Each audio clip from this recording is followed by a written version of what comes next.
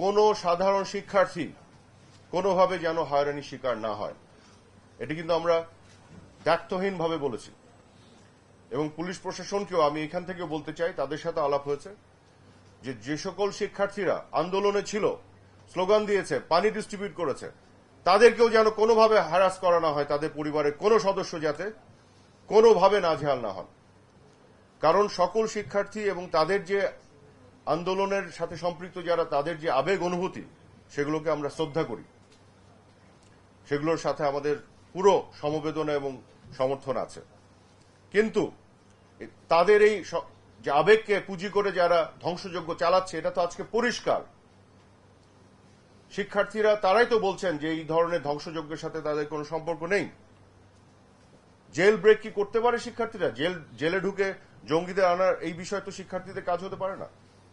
আজকে আমাদের বিষয়টি হচ্ছে যে আমরা নিশ্চিত করতে চাই কোন শিক্ষার্থী যারা তাদের আবেগ নিয়ে আন্দোলনের সাথে ছিলেন, কোনোভাবে যাতে একটি শিক্ষার্থীও নাজেহাল না হন, আর সন্ত্রাসীদেরকে আমরা আইনের আওতায় নিয়ে আসি।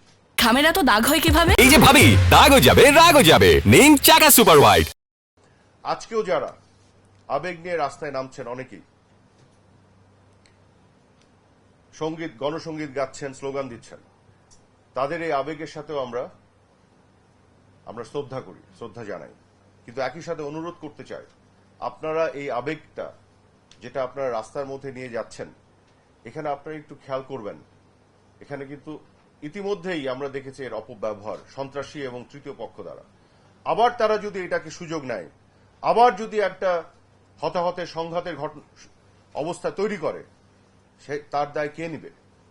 সেখানে আমি মনে করি আপনাদের প্রতি আমার অনুরোধ থাকবে, এখানে একটা দায়িত্বশীল ভূমিকা নিতে হবে। কারণ তৃতীয় পক্ষ কিন্তু বসে আছে দেশকে একটা অরাজক পরিস্থিতির মধ্যে ঠেলে দেওয়ার জন্য। একটি হতাহতের যে ঘটনা ঘটেছে, কোনটি আমাদের কাছে কাম্য ছিল না। আবারও বলি, ল এনফোর্সমেন্ট এজেন্সিকে,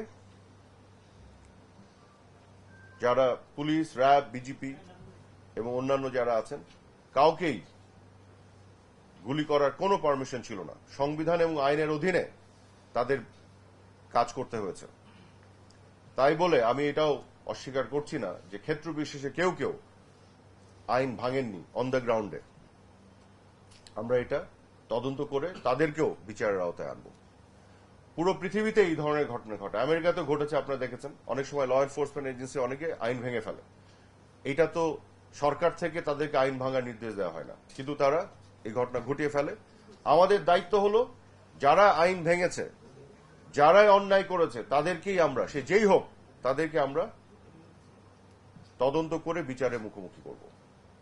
তো এতটুকু বলতে চাই, যতগুলো মৃত্যু হয়েছে, প্রতিটি মৃত্যুর জন্য আমরাও ক্ষতিগ্রস্ত, দেশ ক্ষতিগ্রস্ত। এবং কত ধরনের মানুষ মৃত্যু হয়েছে দেখেন। একটি বিল্ডিং জ্বালিয়ে দিয়েছে সন্ত্রাসীরা, শিক্ষার্থীরা নয়, সন্ত্রাসীরা। সেই বিল্ডিং এর সাথে জ্বলে পুড়ে গেছে 3 জন মানুষ, তাদের দেহ উদ্ধার করা হয়েছে, তাদের আইডেন্টিটি খুঁজে পাওয়া যাচ্ছে না, এমন ভাবে পুড়েছে। তো এই মৃত্যু তালিকায় তো তারাও আছে, সেই মৃত্যু তালিকায় তো তারাও আছে। আমি এখানে আলাদা করতে চাই না যারা মারা গেছে, যে পক্ষের বা কোন পক্ষের কি, সকলেই বাংলাদেশের নাগরিক। সকল মৃত্যুর বিচার এদেশ করবে, এদেশের সরকার করবে, এবং স্বাধীন বিচার বিভাগীয় কমিশনের মাধ্যমে করবে, এবং প্রয়োজনে স্বচ্ছতার স্বার্থে বিদেশি এক্সপার্ট প্রফেশনালদের এনে আমরা তাদেরকে সম্পৃক্ত করব।